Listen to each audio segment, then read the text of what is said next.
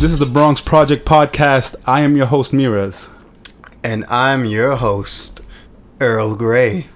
I like the pause. It was like it was suspenseful. Only because there was beer in my mouth and I didn't want to choke.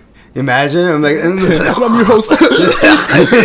Yeah, I didn't want that shit happening. So then we'd have to cut to break. Yeah, because I'm dying. Anyway, this week's beer of the week is Guinness Irish Wheat. Yeah, Guinness made They made a wheat beer, and you know how we feel about that. It's the best beer ever made. Well, not this. This is not the best beer ever made. Wheat beers are the best beer types of beers, kind of beers ever made on the face of the earth.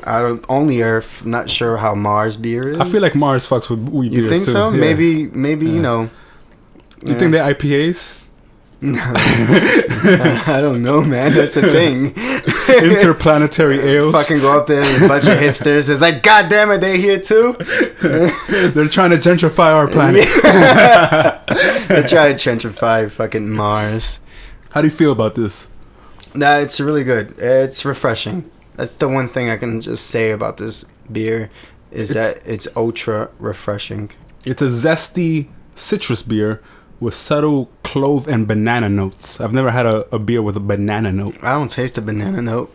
I'm gonna take a sip. What does banana note start with? Like a B? B sharp? It's a B sharp. It's a B with a hint of sharp. Yeah, I definitely don't taste the banana, but I do taste the citrus. And I guess kind of cloves. I do taste cloves. I just taste beer. Anyways, it's full-bodied wheat, bro. Yeah, I know. I feel the body. I feel full body. I feel full. Well, you guys know the beer rating system. It goes broken bottle. Then it goes canned. Yeah. Bottled beer. And then draft. Yeah. Where are you falling on that scale with this? It's a bottled beer. It's a bottled beer. Undeniable bottled beer. It is a bottled beer. Yeah. Bottled beer, technically, but it does taste like a bottled beer. So yeah. I say pick it up, drink it, share it with your boyfriend or girlfriend.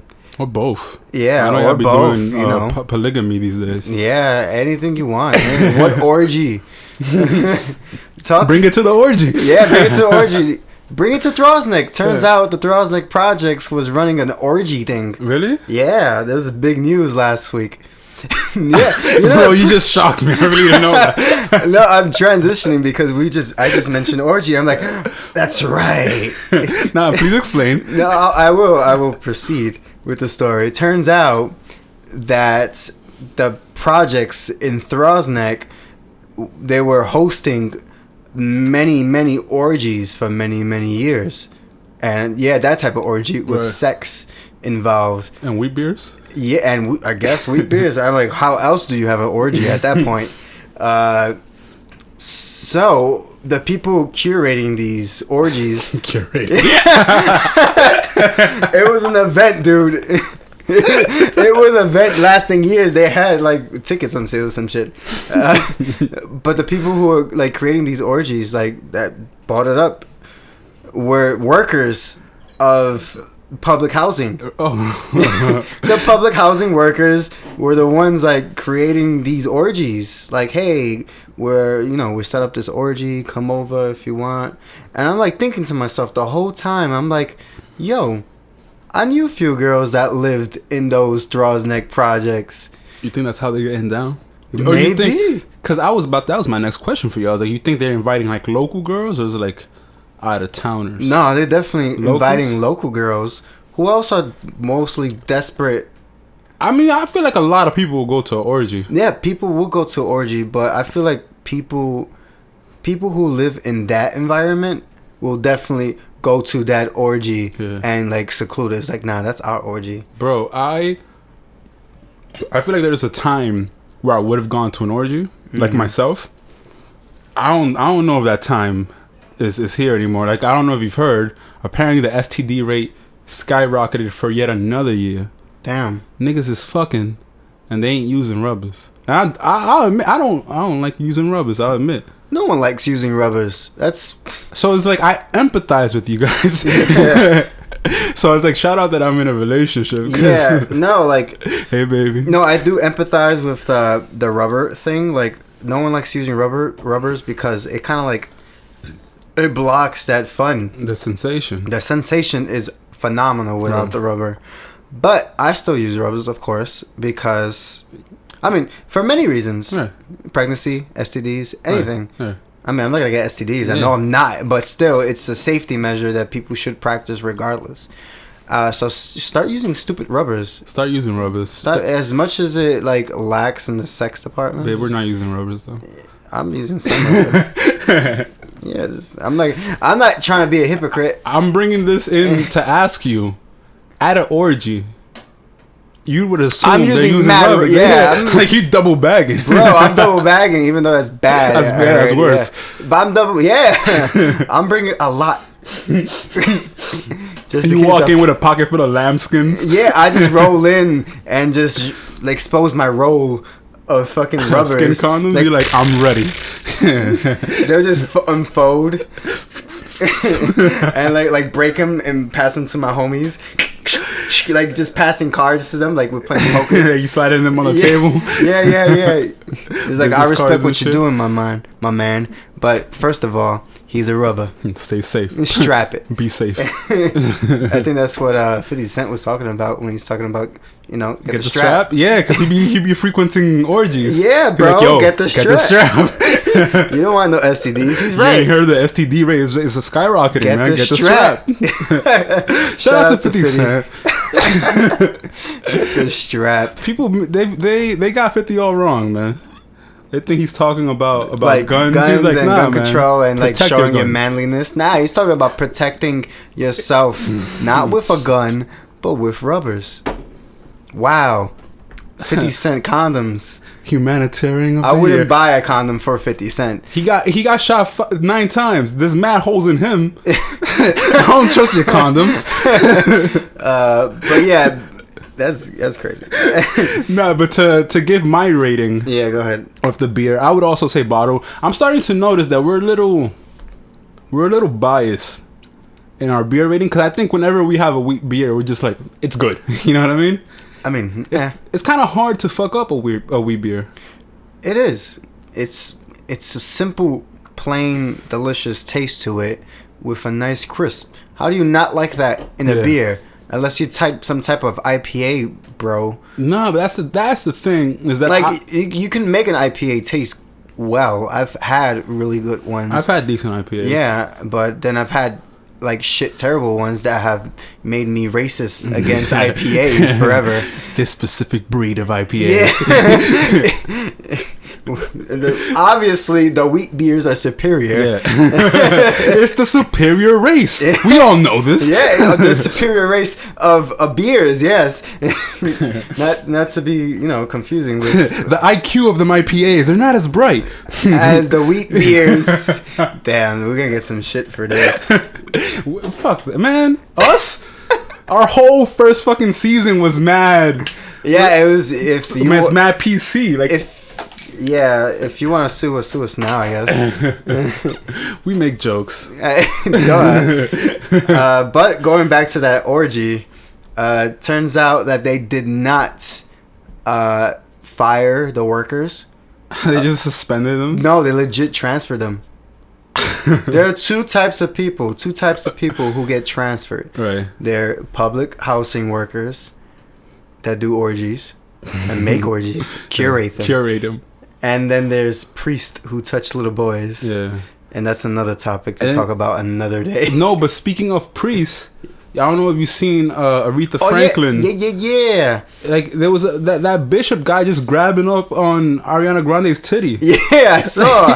How you do that? I didn't see it. I was driving to Philly at the time, and I didn't see it at first because all I did was overhear it.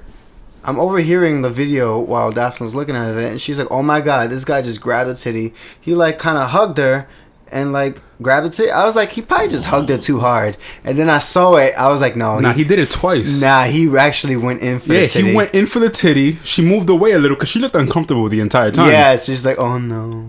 And then, but she didn't want to make a scene, which honestly, I think she should have made a scene because like, you can't let that shit slide. But it's, whatever. She moved away, and then he like reached in a little more. He's like, nah, you gonna let me grab his titty. He legit went for a feel.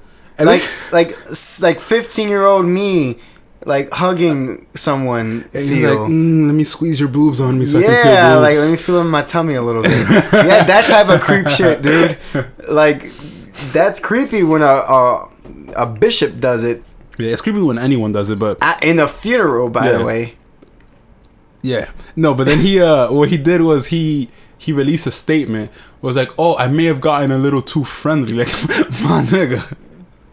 A little too friendly. A little too friendly. Have you seen the video? It's like, all over. And then you see Bill Clinton in the background. He's like staring at her ass. Like he's happy. Yeah, he's like. But that's Bill Clinton. I expect it from Bill Clinton. Not saying it's right for Bill Clinton to do that, but he's gonna do it. Who's gonna stop him? You know who Bill Clinton is at this point. Yeah, like come on, that's the guy who got impeached for like finger bagging his secretary. But shout out to him for staring.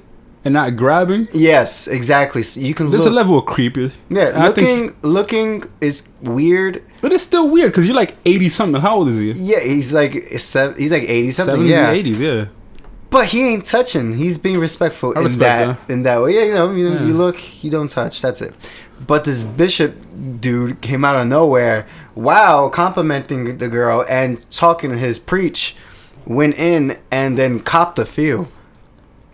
In front of the podium. In front of the camera. Yeah, while being fucking recorded. He knew he was being recorded. By the way, it's not like he was being discreet about it. Yeah. The camera was legit, like, at that angle. Yo, he was like the definition of risking it all. Yeah, he really did. I'm risking my whole church for this. Yeah, I'm risking the whole ceremony just to get a little feel of Ariana Grande's tiny boob. Sweetener? How sweet. How sweet. How far can you go? And if I'm Pete Davidson, I'm fucking him up. I gotta. If I'm pulling up to Sunday service. If I'm Pete Davidson or Pete David, whatever his fucking name is, I'm just happy that I get to live with her. Yeah. Because it's not like the guy has the best career in the world. He just does SNL and that's it. If I'm straight up, I don't think he's funny. Like at all. I think his voice is kind of weird. He kind of talks like this. Like I kind of think he is weird completely. Yeah. But love is love. I don't know how that happened, but whatever. You wouldn't think if you think about who Ariana Grande is, she seems like a very, I don't know her personally, obviously, but she seems like a very girly kind of girl. She's super girly. Supposed to be this angel, ascended from heaven itself to go down into earth. Angelic voice for sure, and like tell people, hey, I'm nice, I'm cute and bubbly. I was on Nickelodeon. I'm tiny, but my boyfriend is this person. Is a fucking nerd. He's like, oh guys, hi guys. All right. I don't know how that happened. I don't know. Woo. Anyways, I heard he got a big dick. That's probably what it was. Because a big dick will make up for a lot, I found. Because, for me personally, I used to weigh 288, and I'd say I'm a nerd. Yeah. I'd say, like there's obviously a lot nerdier than me, because, I don't be, playing Dungeons and Dragons and shit. And which, I mean, I would. But I don't have enough friends. I mean, I wouldn't be opposed to trying it. Bro, I'm pretty sure you would pick the wizard class. Bro, now you know why I would try Dungeons and Dragons? We just changed. Go ahead. For the storyline. This is a better conversation. For the storyline. I feel like creating a story in the middle of a game. We were just talking about this before we started airing. We feel like the thing that's lacking in video games is story. Everyone want to fucking shoot everybody. Everyone just wants to play online and scream at each other. Everybody wants to fucking build towers and then tear them down and do the Fortnite dance. Yeah. Nah, sometimes you just want to be involved in a fake ass story that seems better than your entire life. Yeah, there's already and I'm with that. There's mad shooting in America already. Yeah, this is America. Don't catch me Fortniting. Yeah, that song would not exist if we had more more BioShock games. Yeah, so get on your shit. Get on your shit, Bethesda. Yeah, they got the whole. Bethesda doesn't make no, they 2K. The people who make basketball. But Bethesda, I said Bethesda because they make Skyrim and they make Fallout. I think the last 2 games I really fucking enjoyed. And I play every 2K game because I'm like a basketball fiend.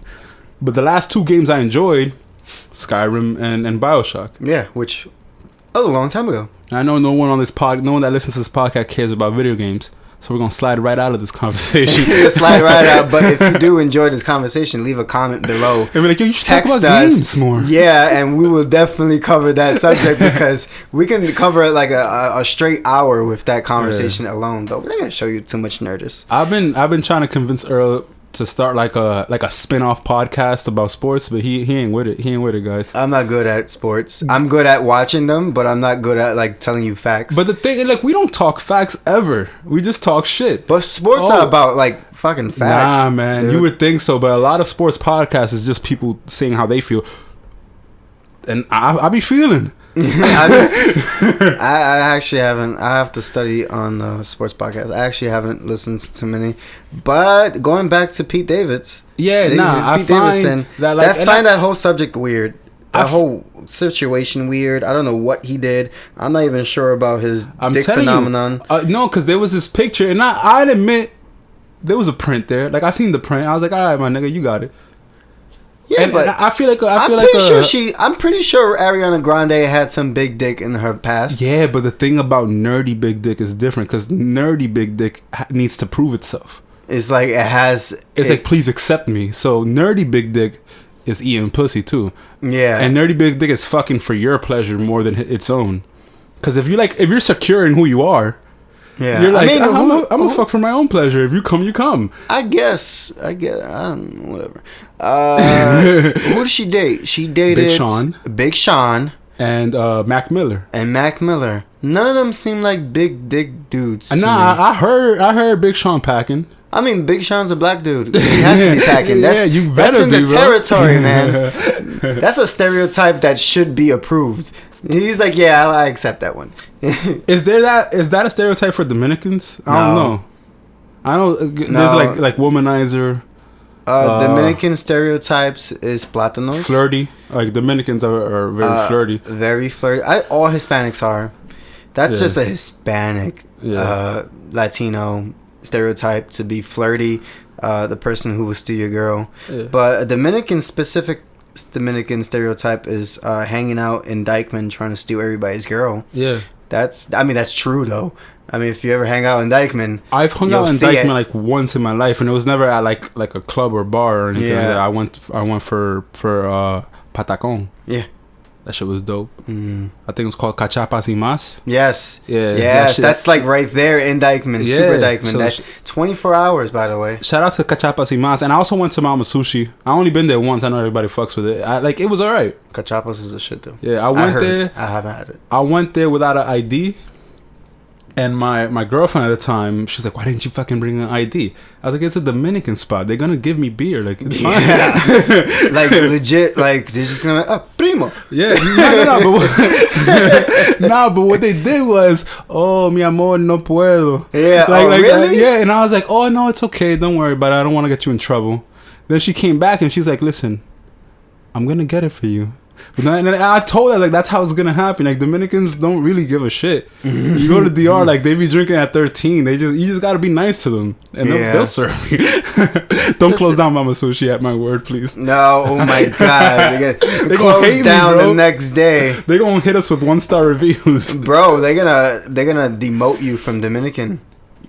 I don't know how. How you demote me from Dominican? I don't know. They demote you from your rank. You're American. You are now a basic white boy. Because the thing is, Dominicans absolutely look down on like American Dominicans because like to them it's like you're not a real Dominican. Yeah. And that shit hurts because I be feeling like that sometimes. That's funny because American Puerto Ricans always look down on Puerto Ricans. Yeah. Because they feel like they're stupid. Yeah, because y'all don't know Spanish. Yeah, no, I'm talking about the American. Americans look down on Puerto Ricans? Yes. Really? And they know the Spanish. I mean... They feel like they're stupid. Like, oh, you get the citizenship. Why are you still in Puerto Rico? I mean, that kind of makes sense. Yeah. But you have an attachment to your land. Yeah, of course. I know a lot of people who were American Puerto Ricans. I mean, most Puerto Ricans now are just, like, born here forever. and we've been here for years. But a lot of them like moving back. I know like 5 people who moved back to Puerto Rico. I'm like, the fuck you do that for? Yeah, my mom talks about that all the time. She's like, she wants to retire to DR. These people didn't retire though. They're my age trying to find jobs over there. I'm like, you're an idiot. You're not getting paid shit. You ain't getting paid shit. The minimum wage there is still $7.25. They just got the light back. Yeah, they just got electricity back, and it turns out 6,000 people died there last year. So chill. Some of y'all come back. Yeah, you bugging. You bugging. You waiting for that next storm to come. At the tender age of 26. I'm like, you know what? I'm packing it all up. Right? I'm like, you know what? Life here is not working for me. I'm gonna choose a worse place to live. I think I'd go to a third world country, actually. well, technically, over there would be living cool if you had it. If you got money. If you got money, you could live anywhere. Yeah, exactly. But it's like paradise over there, just like in DR. Paradise. Yeah. Paradise in the beach and on those nice areas. That's why I could see retirement. Like, I'm not going to retire to DR, but I could understand someone retiring to DR. I would buy a timeshare. Yeah. In DR or Puerto Rico, but I won't live there ever in my life. Bro, my uncle, his whole life was working class, and he owned a legit mansion. Owns. Yeah. Like present tense. With a fucking jacuzzi inside the house. Not even outside. Like, you walk past the living room, and then you go to where, I don't know what that area is called between the living room and when you go upstairs to the other living room. It's a mansion. They be having mad rooms. The buffer? Yeah. The buffer room. And right in the middle of the buffer room, you got a hot tub. Scarface shit, working dude. Class man, like his whole life. Like he's just probably like a taxi driver, and then he got that big ass house. Nah, he owned the supermarket. Oh, okay. Yeah. Even better. So it's like, you know what? But my point is, I can see it. Yeah. I still wouldn't do it. Look, paradise is paradise, but no paradise comes without its like, you know, like it's like downfalls. Yeah. You know, like I went to Haiti. On the cruise this spring, and that was the best looking beach, best feeling beach I've ever been to in my entire life. Beautiful waters, and I know they share the same land and water with Hispaniola, which is Dominican Republic, right next door. The whole island's called Hispaniola. Yeah, shout out to the motherland. Yeah, but that beach was gorgeous.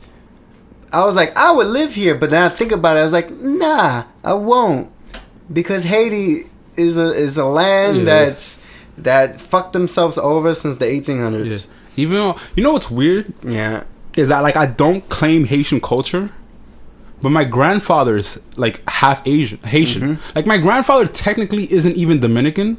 Yeah, because his mother's from Haiti and his father's German. Yeah. No, yeah. Like for those of you who don't know, a bunch of Germans like escaped during World War II. Yeah, and they went all over the world. There was a German community in DR. Yeah. So my grandfather's half Haitian, half German, but everyone says he's Dominican because like he lived his whole life in DR. That's crazy. That's cool. So I technically am Haitian. Yeah, somewhere in there. Yeah, but I just say I'm Dominican. I don't even claim German because like I don't want anyone thinking I'm white. Look, if you're Hispanic, you white. There's some white in you. There's like an injection of it. Yeah. That's it. Hispanics aren't. Is like we tried to say before. Hispanic isn't a race. It's just an ethnic. But I wouldn't dare say that. Yeah, it's just an ethnicity because we're so diverse. In this social climate, you want to claim whiteness? No, I don't want to claim whiteness ever. I don't. But if you look at me, you're gonna mistake me for like Italian or some shit. Yeah, Italian. Like I won't even say like you don't look French, German. No. Hungarian. No. You look like an Italian boy. Yeah. Unless you're Puerto Rican and you know. You just, yeah. You cousin. You my cousin. I could see, like, for you, I don't see you retiring to DR or to PR. I don't know why you would retire to DR, but I don't see you retiring. I'd see you retiring to Philly. Man, I would. If it was a choice, I'd be living in Philly. I hate that. Like, you're my brother, and I love most things about you. I love 99% of the things about you. I hate how much you love Philadelphia. Because you haven't experienced Philadelphia like I have. No, it's because I'm from New York, and there's certain places you just don't love, my nigga. I'm from New York too, bro. And I'm from New York too. But dude, I just came back from Philly, literally today. Right. Came back I came here at 2 p.m. And dude, I came back telling myself, wow, I gotta go back. Right. Because there's so much new shit that I did not experience over there. I went there last year, and it was just like I went there last year twice. The first time I went to a gaming convention with my brother, Too Many Games, which was like in the outskirts of Philly. It's like a little stadium thing. We went there, we had a great time. Then we were like, you know what we can do? Since Philly's so close, we're gonna go get some Philly cheesesteaks, and we're gonna see Liberty Bell. We got there a little too late for Liberty Bell, but we saw it through the window. Right. And we got Philly cheesesteaks though, so that was awesome. The one thing I loved about that experience, though, was that the people there, especially in the beer hall that I got the Philly cheesesteak in, was super friendly to me. I was like, whoa, I've never been greeted or, like, talked to by a stranger as nice as these people. Yeah. And this is not the people serving me the food, it's just people sitting next to us. But I was like, all right, I gotta come here again because the city looks beautiful. Brotherly love. Yes, yeah. So I told Daphne, convinced her, hey, let's go to Philly. And we did. And last year we experienced all of Philly, most of it, I'd say. And we had a great time. Great freaking time. So this weekend, I went to Philly again because we were invited. And then we experienced it for another 2 days. And there's a lot of new shit over there. Like I said, dude, it's like New York. It's a lot like New York, of course, with the same diversity as New York, but a lot friendlier for some reason. Like with that friendly Pennsylvania type of hospitality. Not the southern hospitality. It's because New Yorkers are just irrationally angry. Yeah. It's like New Yorkers are irrationally angry and always in a goddamn rush. I don't know. Like, I think we might be the angriest city in the world. Like, New York City. I don't like New York State. I'm sure they're friendly and shit. Yeah. But New York City is like, yo, fuck this. Yeah, fuck this. But then me being raised in here, I have the same mentality. You know, like, I'm afraid to say excuse me to somebody because I don't want to piss them off. What do you mean, excuse me? Excuse you, nigga. Excuse you. Get the fuck out of here. That's some shit that would happen. Yeah, that was some shit that would happen at the corner store. But over there, you don't get that sense of anything. People say hello, goodbye, good morning. It's nice. People literally have a conversation with you and they don't even know you. That's a great thing to have in a metropolitan area that seems beautiful. But I wouldn't retire there. That's not somewhere I would retire. That's somewhere where I would have like a career and stuff. I feel you. Where would you retire? I would retire legit. If it's not like upstate New York, I would retire probably West Coast. I thought you were gonna say Connecticut. I was like, you stressing me out, my nigga. Fuck You Connecticut, stressing me dude. out. Ew. Nah, 'cause I remember you telling me a couple months ago that you and Daphne would consider moving to Connecticut. We would consider moving and buying a house in Connecticut because the houses are cheaper, a lot little cheaper, affordable, closer to New York. But taxes are fucking crazy in Connecticut. Yeah? Don't do that. Yeah, you think New York taxes are the most expensive ever, but then Connecticut is like really expensive too. So you're not making yourself any comfortable. But yeah, it would be definitely like West Coast California. Yeah, I can see that. Even though that's expensive too. Yeah, but you go for the weather. You go for like the constant weather. And I heard like everyone in California is chilled out. Yeah, relaxed. But everybody, you would fit in perfectly because of the stoner culture, the kombucha. Shout out to kombucha. I recently fell in love. Yeah, I recently fell in love. She's my new girl.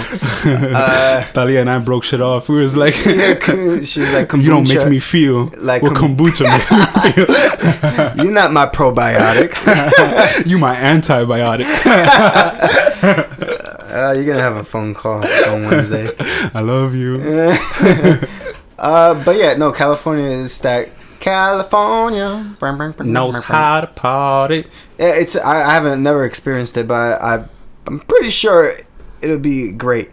And they do like day parties and shit. Like they do a lot of day drinking. Yeah. And I recently found out that I also like day drinking more than night drinking. Yeah. Philly is a lot like the feel I get from California, the feel I get from like Los Angeles. Right. Besides the like. It's that it's the same feeling of friendliness that I get from California, like that inviting feel. Yeah. Minus the being stuck with yourself and stuff. Like, you know, like people in California have this Californian like feel to them, like, oh, we're better, we're just chilling, we're just chiller. West Coast is best coast. Like, people in Philly don't give a shit. I feel like New Yorkers and Californians are like the smuggest people in the world. That's why it would be an easy transition for me. It would be. It's just, I have New York smugness. I really do think this is the best city in the world. I don't know if I want to deal with winter for the rest of my life. Like, I gotta fucking have a coat forever. Look, that's the thing about being Dominican, is that sun is fun. Yeah. Like, that's your natural habitat. Blood. Yeah.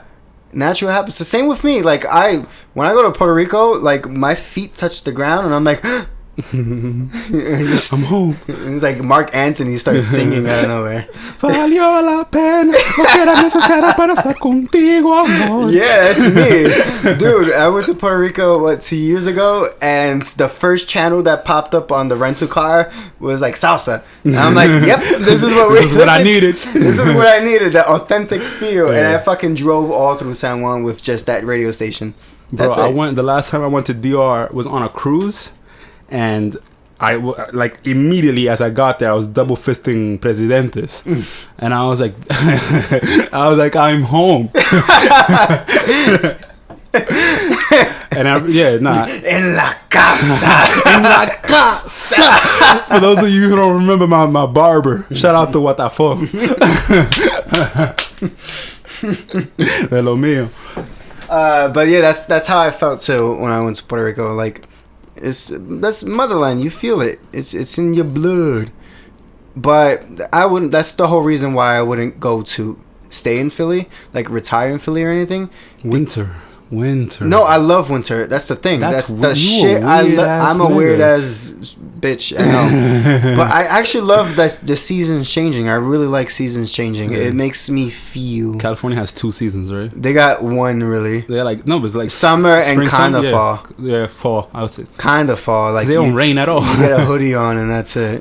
You want a hoodie. But that's my thing. I you love get hoodie weather hoodies. Or tank top weather. I love wearing hoodies and I love wearing tank tops. I hate wearing coats. But like, for some reason, it just makes it more majestic when you walk through Manhattan. The only coats I like wearing, like pea coats and like trench jackets, shit. Yeah. But other than that, I don't like puffy ass coats. I hate that shit. I wear puffy ass coats when I need to. Yeah, but like, the same feel. I have pea coats and then trench. If it's brick, I'm gonna wear a pea coat. But like, I'm gonna be mad puffed up, looking tight. I'm puffed up, looking tight. I don't know. I feel like it'd just be weird wearing Timbs in California.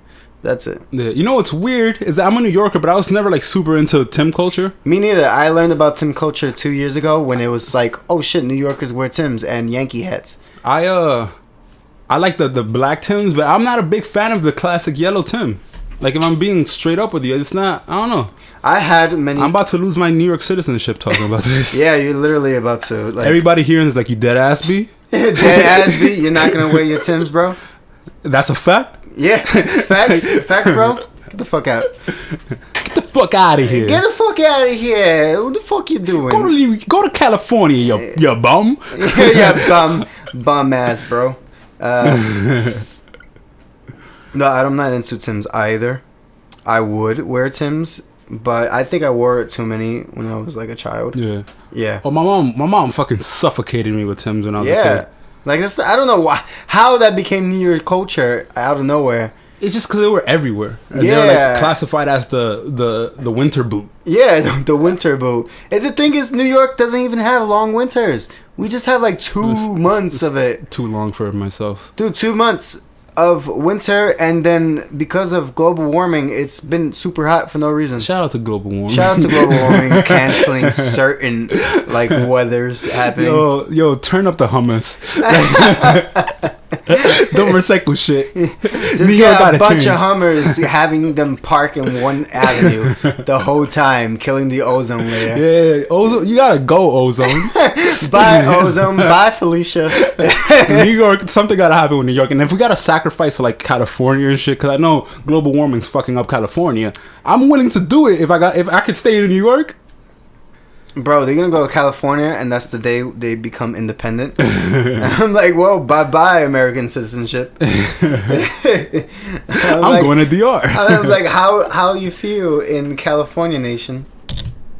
Yo, I'm not even gonna lie to you. I gotta urinate like a motherfucker. Mm-hmm. I'm sure you could tell I'm doing my little doing a little dance. So we'll take a little break. So we're gonna take a little break. All right, get out of here.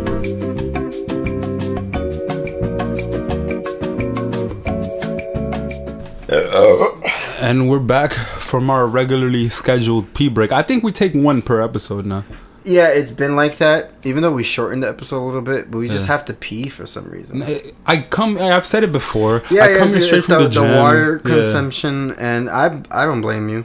Me, it's just beer sometimes. I've noticed a lot of podcasts do like they pause in between and then just get back. They just don't tell you all the time. Yeah, well, but we're honest. transparent. Yeah, we're transparent. We're honest. We take pee breaks because we're human. You know, we gotta urinate sometimes. But yeah, back to the Philly conversation. So if you want to visit Philly, there's certain places you should go. My favorite place, Daphne would agree with this, is Spruce Street. Shout out to Daphne. Seaport. Literally a big boardwalk where there's a bunch of food, bunch of beer gardens, everything, hammocks.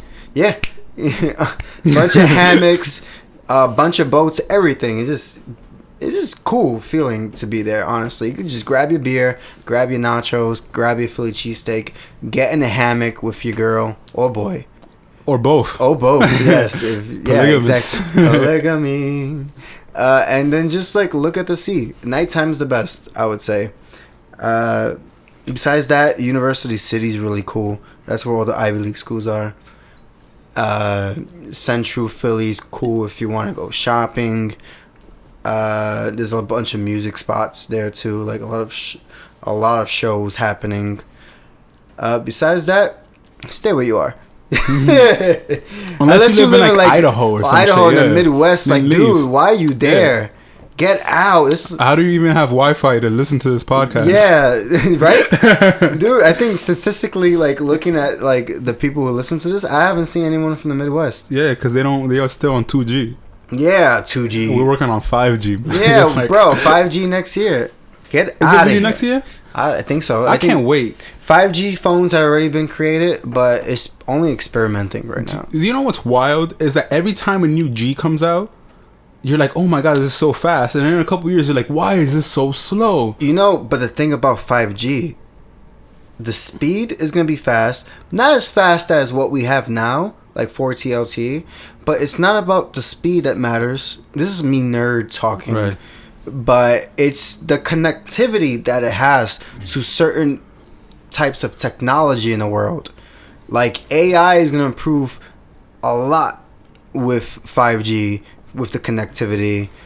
Technology itself is going to improve a lot. You're going to see a lot of things connecting together. It's going to be easier for things to connect, and that's what 5G is going to introduce. Connectivity, not about internet speed. It's about internet connecting with other technologies. Yeah. So you're gonna be amazed when you see your first like robot walking down the street and you're like, why is it doing that? Because of 5G.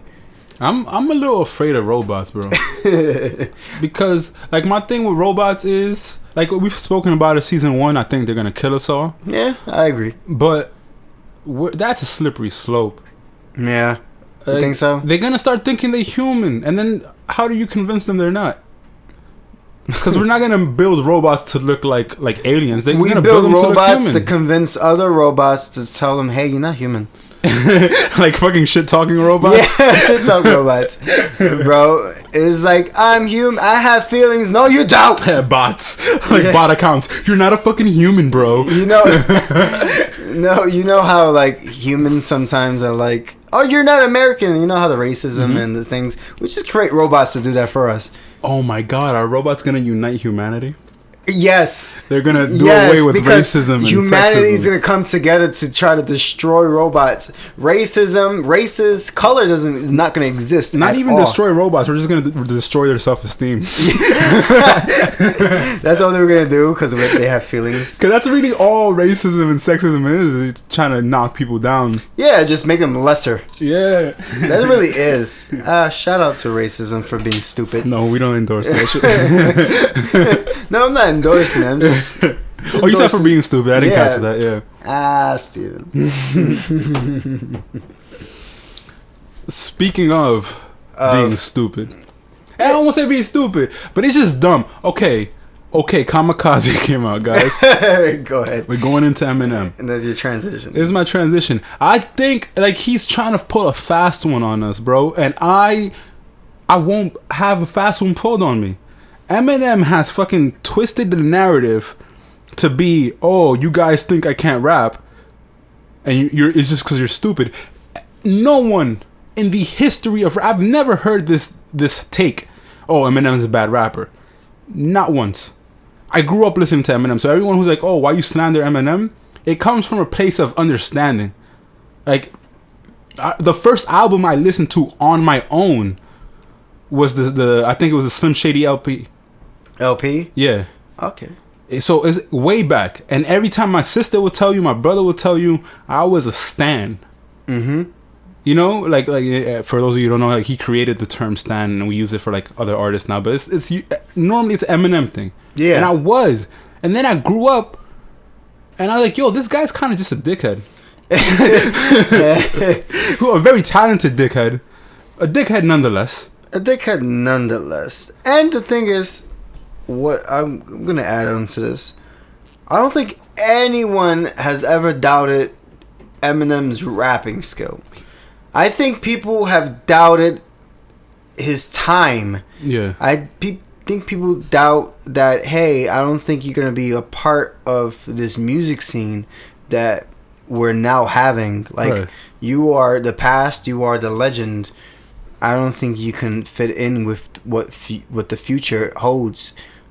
And that is, I mean, sadly, yeah. That's the truth. I will say, like, I don't know too many people who are well versed in rap who deny Eminem's legendary status. Mm-hmm. Top 5 MC by most accounts. Yeah. I would honestly, in my, like, I'm being honest, and I shit talk this man all the time. I think he is the best lyricist to ever live. Yeah. I believe that in my core. That is very true. And I think that is honestly Eminem's problem. Yeah, and the thing is, you know this about me. You share this ideology with me. There isn't just one element to music.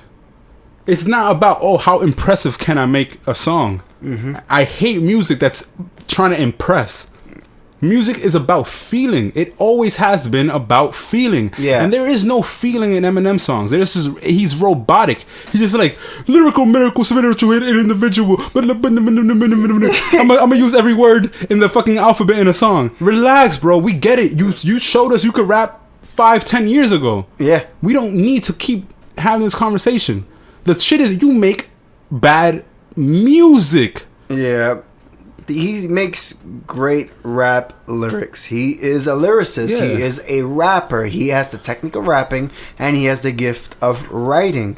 But I think the problem with Eminem, Marshall Mathers, is that he writes just way too much. Like, he's from the age in which people just write raps, freestyle, spit bars, and that's it. He's stuck in that age. And I don't think he's stuck in that age, honestly. I think that he's just trying to bring himself into the new age. And I don't think he fits into this new age because he's from that iconic era of bars and freestyle rapping. But the thing is, Eminem is a writer, like you said. And the thing is, I don't think he can stop writing. I think Eminem himself is just a writer. He's just a rapper.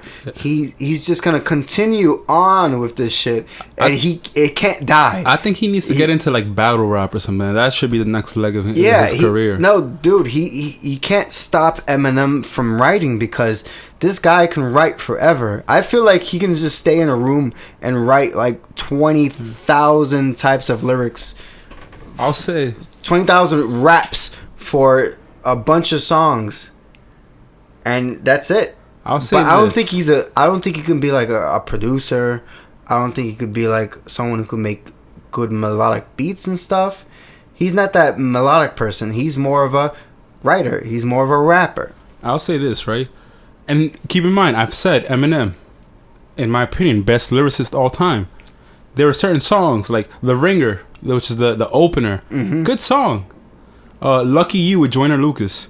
And there was a Not Alike with Royce the 5'9". Yeah. My problem with those, the latter two songs I mentioned, is that Eminem is a far superior lyricist than both of them, and they both have better verses than him in those songs. Yeah. Why? Because music is not just about how impressive you are. Like I said, Eminem to me is like rap's Protest the Hero. Yeah. And for those of you who don't listen to like rock and shit, Google Sequoia Throne by Process the Hero, and all you'll hear is like very complicated technical guitar riffs and sweeping, but the sound is not there. Like it's just, oh, look at how impressive I am. Yeah. We're gonna go into like that alternative, not even alternative. It's just like it was like a heavy metal opera theme. Sequoia Throne and all of just.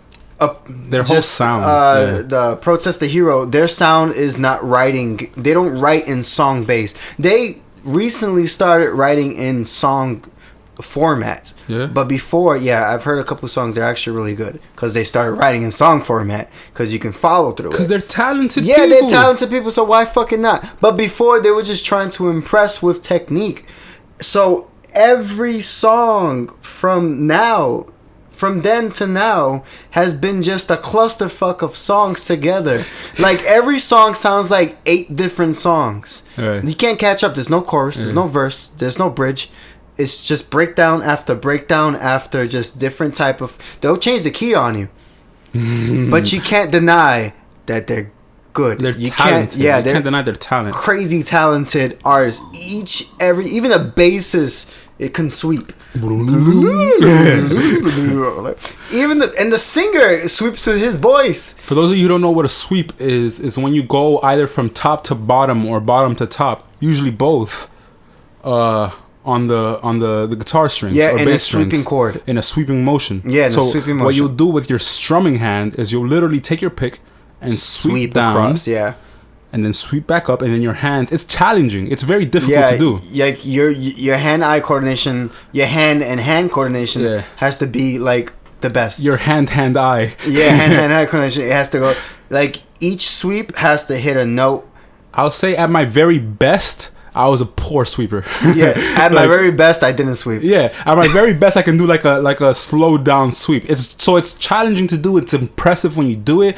I don't think it's necessary for music. Cause I don't think it sounds very good. Yeah, nah, it doesn't. But it's impressive, but it doesn't sound good. Yeah, and that's my problem with music is that I'm at the point in my life. Because there was a time where I was impressed by technicality. Yeah, like... You know this about me. Yeah, like, oh my God, the skills. Yeah, and I still am. It's just not what I listen to when I'm laying down. When I'm like laying down, I'm not listening to Eminem trying to show me how many words he can fit in a verse. I want to know how many words he can rhyme with. How does it make me feel? Yeah, how does it make me feel? Like, how do I feel about this? And that's why, like, a lot of people have been like, "Oh, how come you don't like this Eminem album?" That's the gist of it. Because Eminem is robotic. Yeah, you can't feel robots. Yeah, we just finished talking about like I'm one of those bots who shames robots. It's like you have no. You're feelings. not even human, bro. Yeah, bro, stop. You're not even human. He's like, damn, I thought I was. You can't tell me that. He's like, yes, I could. I'm a robot. I'm just like you. Yeah, no, but it lacks the feeling. It lacks that attachment. I mean, I'm not gonna say that the guy never wrote songs with feelings. He used to. Yes, Stan. Like, there was a lot of the songs that he wrote in the past was about his past, about his life, and all of it was emotion and feeling, and you can feel that depression, feel that story behind his eyes. I was gonna say, like, there was a point where Eminem used to rap with feeling. Yeah, and that's when I was a huge Eminem fan. And even don't get it, I was raised, like, I don't know, people were raised by their moms and they still turn out shitty. I was raised by my mom, and my mom raised me to be a half decent man, you know? And so like I was never one of those I'm gonna kill my mom, I'm gonna kill my wife kind of guys, but still the emotion spoke to me. Yeah. Like the emotion behind his music spoke to me. I don't think there's any emotion other than, I mean, there was rage then, but now it's just rage. It's just, you guys don't think I'm good at music, but look at how good I can rap. But that's never been the argument. Yeah, I don't think anyone. I mean, if there have been people to question his rap skills, they themselves are idiots. Yeah. Because don't do that. That's the one thing that Eminem is like great at. Elite. Like, not even great. Elite. Like if he was in the Halo game, he would be Master Chief. He's just that great. Back to our video game conversation. He would be the Master Chief of fucking rapping right now. You know, you can't challenge. It's rap god. He just is. Yeah, he just is. Rap god. I'm not talking about music god. I'm talking about just rap god. You speak of Halo, Master Chief is just the guy. Like, there's no debating of it. Yeah, he's the guy you send in to handle the situation. But when you say best rapper, I say Jay-Z. Yeah. So when you say best lyricist, yeah, I have to give it to Eminem. It depends on the rapping, I guess. Creating music and rap with rap, you know, creating hip hop music, I would say Jay-Z is definitely because Jay-Z still makes me feel, no matter what, like Jay-Z. Yeah. I think Jay-Z could rap like that if he wanted to. Yeah, but I think Eminem, he doesn't create good hip hop music. He creates just rap music. He's rapper. He's like the guy that you go to just say, yo, spit me like 10 bars. 16. Not even 10, like give me 100 bars right now. He'll hit you. He's like, I got 100 you. bars out of nowhere. He'll hit you with that and you'll always be impressed. He's like, where's my dictionary? Yeah. Fuck it, I don't need it. You don't need it. He got it in his head. He read that shit. Dude, he's the guy that you go to and he won't hesitate. You remember that back in the day, it was maybe like 8-9 years ago, Drake went on, I think it was Hot 97, and he freestyled with his BlackBerry. That's Eminem, but instead of freestyling a rap off a BlackBerry, he's looking at dictionary words. Thesaurus. Yeah, that's all he's looking through. That's all he's doing. And he's like, "Ooh, I'm gonna use that word next." Yeah, he's just going through like pages, just like just not even trying to find a word. He just knows what the words are. Just like he just licks his fingers just to pass the pages. That's Eminem. Like, you have a phone, not bro. You don't gotta Eminem is a fucking Webster dictionary. Yeah. If you think about it, I've never seen this guy look at a phone, at a paper, anything. He just goes in and just starts spitting bars. You don't even need a beat. He just speaks. That should be his next career. He should do a revised dictionary just for rappers. Yeah, just the Eminem rappers. Dictionary. Yeah, he should write rhyme books for rappers. I think that's probably the best thing he can do right now. Instead of making Beastie Boy beats. For rappers that don't know how to rap, read Eminem's new rendition of Webster's Dictionary.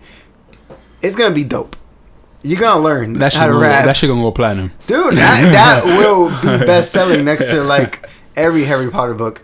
Yeah, because it'd be the Bible, and then Eminem's rendition. And that'd be the Bible, Harry Potter, Lord of the Rings, Eminem. Yeah, top five writers all time for real. And by the way, he won't have a ghostwriter. He'll be his own ghostwriter.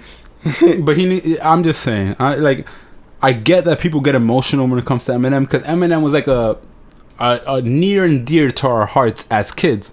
Same for me. Like, I'll say, Eminem was my favorite rapper for a really long time. I used to listen to Renegade, and I used to be like, yo, Eminem slaughtered Jay-Z.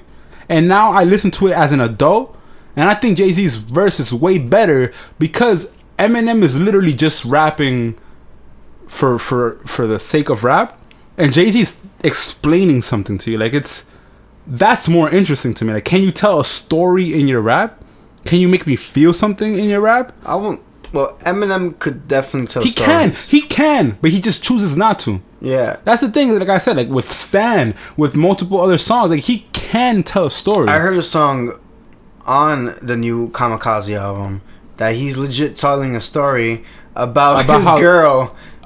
He also had a story about how D12 broke up. That too. Yes, that how D12, that he expected everybody to go on their own game, but it didn't work out that way. Yeah. So we did listen to the album. We're not just talking shit for the sake of talking shit. We did listen to the album. The name of that song is Stepping Stone. Yeah. And then the hook on that was atrocious. And he goes on later in the album to brag about how he doesn't spit a hook unless he wrote it. It's like, maybe you should let someone else write your hooks, bro. Maybe so, yeah. Maybe for this new age, yeah. But if I'm not gonna rate the album. I enjoyed the album. I enjoyed listening to it. Like on my road trip back to New York. Yeah. I definitely enjoyed listening to it. There were some good songs. Like I said on my IG story, this Eminem album is him finally coming into the new era of production. Yes. Which is exciting because, like, I really do think that Beastie Boys shit he was doing was trash. Like, in my heart, I feel like no one cares about the Beastie Boys. The Beastie Boys don't care about the Beastie Boys. The Beastie Boys don't care. Poor Beastie Boys. They're like, yeah, we weren't that good. Yeah. I mean, they're in the Rock Hall of Fame, so I don't know about that. The Rock and Roll Hall of Fame. Yeah. But, like, we talking rap. Bro, mad rappers are in the Rock. Jay's... Run DMC, a bunch, dude. There's a bunch. I don't fuck with Run DMC that much. Like, I don't listen to Run DMC. I'm just saying, there's old people that were rappers that are in the Rock Hall of Fame, and then Jay-Z's gonna be a future Rock Hall of Fame. No, he is in it. Is he? Yeah, I'm gonna look up that up. Whatever. No, he is. Like, currently. Did not know that. Well, anyways, Eminem's gonna be the next guy. He's definitely gonna be there. He has to. Eminem has accomplished way too much, and I know, like, everyone because Eminem's white, they want to say he's a culture vulture. Yeah, I think Eminem has done way too much for rap to be put in that conversation. Like I'm gonna trash him where he deserves to be trashed, but give the man credit where it's due. Mm-hmm. He fucking definitely. He definitely owned rap for a very long time, for like a decade, dude. And then the person who succeeded him, 50 Cent, was brought to us by him. Yeah, exactly. He was like, bro, I'm gonna just chill on the rap thing, but here's this guy called 50 Cent, who like revolutionized this business part of rap completely. G-Unit! Gino's the biggest thing in the fucking world. And you gotta remember, like, that was brought to us by Eminem. Yeah. Eminem's done way too much to be considered a culture vulture, but I do think he needs to, like, just get because I think he could make good music. I don't think it's like Eminem can't make good music anymore. I don't think he should retire from music at all. I know that probably would be a subject, but I think that in music itself, he should probably find something of his calling, like probably finding more artists. He's good at finding artists. Yeah, like 50 Cent. Get into the production side of things. Budden, yeah, get into the production side of things. Get into, like, discover new artists. Yeah. Do sporadic. Do the Andre 3000 thing. Yeah. Where you jump on random features and you just spit like your best 16. Yeah. Not your most impressive 16. Your best 16. Please understand the distinction. Yes. Come on, go on a Frank Ocean song. That's it. That would be great. That's like it. One Frank Ocean song per album. He writes like one per 4 years. So yeah, just focus on making music that makes people feel. Mm-hmm. From now on, and you should be good. And like, you don't gotta make another song in your life. Like, you're already cemented as a legend, as a top 5 legend. My man's a legend. Yeah, Eminem can make 5 more bad albums, and that would not change a thing for me. In the fact that he is one of the best to ever do it. He's one of the most respected rappers in the game. Completely. I don't know anybody who would disrespect Eminem. Yeah, and if so, stop it. Eminem made me, as a kid, and like I was a very emotional kid, but as a kid, he made me laugh. He made me cry. Yes, exactly. He made me think. Like, he made me feel all those things. He had a sense of humor, and then out of nowhere he made me like really like fucking hate and cry. Yeah. I was angry. I was happy. I was sad. The same way you would listen to like heavy metal music, you would listen to like Eminem. Eminem created an entire genre by himself. What was it, rapcore or some shit like that? Yeah. And now I listen to Eminem. I could listen to this Kamikaze album when I'm at the gym, and that's all I could really do with it. That's like, and that's my point is like, rap should be more than that. It should be more than, oh, I could listen to it when I'm at the gym. Yeah, no, I agree completely. But I really enjoyed Eminem and everything that he does. I don't think he should stop ever, but I think that take a step back. Just to take a step back, look at your status, and then do the people a favor, and like contribute to new artists of the world, because all the new artists in the world, all the new rappers on earth right now, once or twice looked up to Eminem. So my man, you are in the Bronx Project's like rapper Hall of Fame. Like understand that.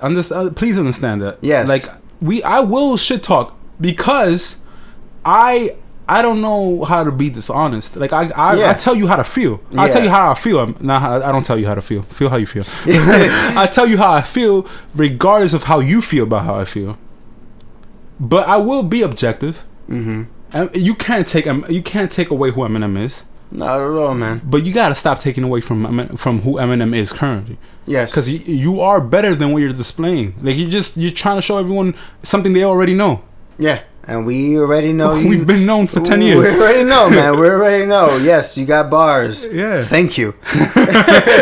Thank you. But for that, you are in the Bronx Project's Rapper Hall of Fame. And one day, for those of you who listen who give a shit about rap, I think a lot of our audience... Everybody loves, especially the Bronx itself, birthplace of fucking hip-hop itself. One day we'll come up with our top 10 rappers. Yeah. And that should be an interesting episode. That would be an interesting episode, but we got a lot of ideas. So stay tuned, man. Please stay tuned. And until then, this has been the Bronx Project Podcast. I'm your host, Mirez. I'm your host, Earl Grey. And this has been a fun one. Yep. See you guys next week.